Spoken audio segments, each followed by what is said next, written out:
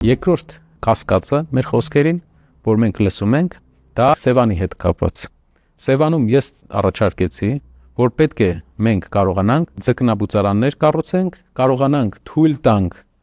ձկնորսության հետ կապված քվոտավորված ձկնորսության գաղափարը մտցնենք։ Շատերը ասեցին, որ Սևանը չի սառում, անգամ մի քանի մեմ կար, կարող եմ ներկայացնել ձեզ մի բան։ Եթե դուք Սևանի տարածաշրջանի ժողովրդի հետ խոսեք, իրենք կասեն, որ միակ լավ շրջանը, երբ աշխատանք կա, դա ամառային շրջանը, երբ տուրիզմը։ Չկա այլ ընտրանք աշխարհում տուրիստական ուղղությունները զարգացնելու, քան սեզոնայնությունը երկարացնելն է։ Ձեր կարծիքով ինչու է, օրինակ, Կովկասում ամենամեծ Սոչի նավահանգստում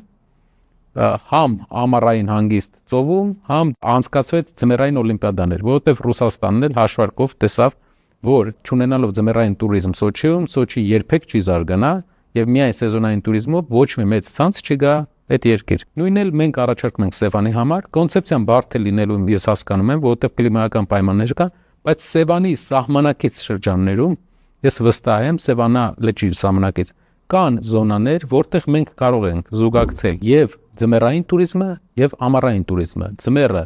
լեռնադահուկային եւ այլ տեսակի տուրիստական գործունեություն, իսկ ամառը օգտագործել մեր լճի գեղեցիկ պատկերը։ Շատ կարևոր է, որ բոլորս հասկանանք, հարգելի հայրենակիցներ, երբ մենք առաջարկեցինք ձկնաբուծարանը, ասեցին էկոլոգիայի հետ կապված կարող է խնդիր լինել։ Եթե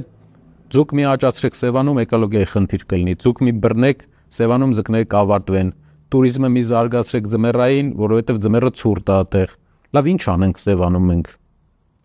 Ուղղակի գնանք, ասենք, լճին նայենք ու խոզի խորոված անենք,